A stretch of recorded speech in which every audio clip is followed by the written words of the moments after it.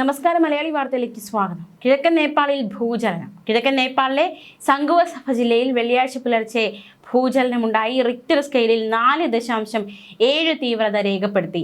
ഭൂചലനത്തിൽ ഇതുവരെ നാശനഷ്ടങ്ങളോ ആളപായമോ റിപ്പോർട്ട് ചെയ്തിട്ടില്ല. സമീപകാലത്ത് ഭൂചലനങ്ങൾ ആവർത്തിക്കുന്ന പ്രവണത വലിയ രീതിയിലുള്ള ആശങ്കയായിട്ട് ഉടലെടുത്തിരിക്കുകയാണ്.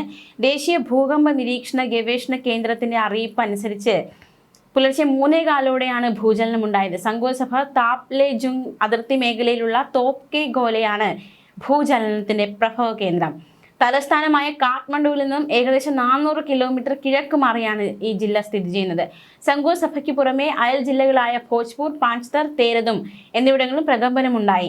നേപ്പാളിൽ സമീപകാലത്ത് തുടർച്ചയായി ചെറിയ ഭൂചലനങ്ങൾ ഉണ്ടാകുന്നുണ്ട്. ഇത് ജനങ്ങൾക്കിടയിൽ വലിയ രീതിയിലുള്ള ആശങ്ക വർദ്ധിപ്പിക്കുകയാണ്.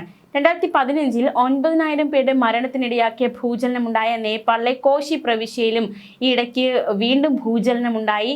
അത് ഒരു രാവിലെ 7:30 അന്ന് ഭൂചലനം ഉണ്ടായത്. നിരന്തരം ഭൂചലനം ഉണ്ടാകുന്ന ഇടമാണ്. അതുകൊണ്ട് തന്നെ വലിയ നാശനഷ്ടങ്ങളൊന്നും അന്നുണ്ടായപ്പോൾ ഉണ്ടായിട്ടില്ല. റിക്ടർ സ്കെയിലിൽ 4.1 തീവ്രതയാണ് രേഖപ്പെടുത്തിയത്. ടിബറ്റൻ ഇന്ത്യൻ ടെക്ടോണിക് പ്ലേറ്റുകളുടെ സംഗമ സ്ഥാനത്താണ് ഈ രാജ്യം സ്ഥിതി ചെയ്യുന്നത്. ലോകത്തിലെ ഏറ്റവും കൂടുതൽ ഭൂകമ്പ സാധ്യതയുള്ള രാജ്യങ്ങളിൽ ഒന്നുകൂടിയാണ് നേപ്പാൾ. നൂറ്റാണ്ടിൽ ഏകദേശം 2 മീറ്റർ വീതം പ്ലേറ്റുകൾ കൂടിച്ചേരുന്നതിനാലാണ് പതിവായി ഭൂകമ്പങ്ങൾ ഉണ്ടാകുന്ന പ്രദേശമായി ഇത് മാറിയത്. സംഗുവ സഫ ജില്ലയിലെ റിതക് പ്രദേശത്താണ് ഭൂചലനത്തിന്റെ പ്രഭവ കേന്ദ്രം അന്ന് ഉണ്ടായത്.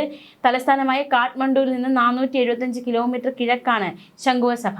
അയൽ സംസ്ഥാനങ്ങളായ തപ്ലഞ്ചങ്, ഭോജ്പൂർ ജില്ലകളിലും ഭൂചലനമുണ്ടായി.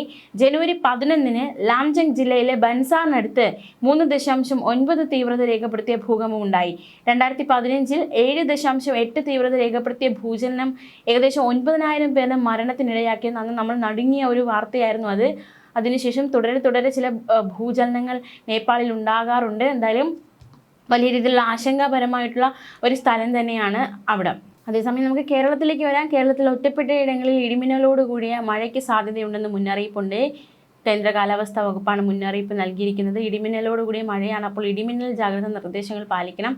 വരും മണിക്കൂറുകളിൽ ആലപ്പുഴ, എറണാകുളം ജില്ലകളിൽ ഒറ്റപ്പെട്ട ഇടങ്ങളിൽ നേരിയ മഴയ്ക്ക് സാധ്യതയുണ്ടെന്ന് കേന്ദ്ര കാലാവസ്ഥാ വകുപ്പ് മുന്നറിയിപ്പ് നൽകിയിട്ടുണ്ട്. ജാഗ്രതയോടെ ആയിരിക്കുക.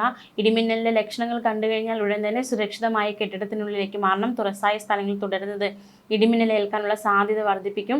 ശക്തമായ കാറ്റിനും ഇടിമിന്നലിനും സാധ്യതയുള്ള സാഹചര്യത്തിൽ ജനലും വാതിലും അടച്ചിടണം. വാതിലും ജനലിനും അടുത്ത് നിൽക്കരുത്. അങ്ങനെ ഒരുപാട് കാര്യങ്ങൾ ശ്രദ്ധിക്കേണ്ടതായിട്ടുണ്ട്. ജാഗ്രതയോടെ ആയിരിക്കുക. ന്യൂസ് ഡെസ്ക്, മലയാളി വാർത്ത.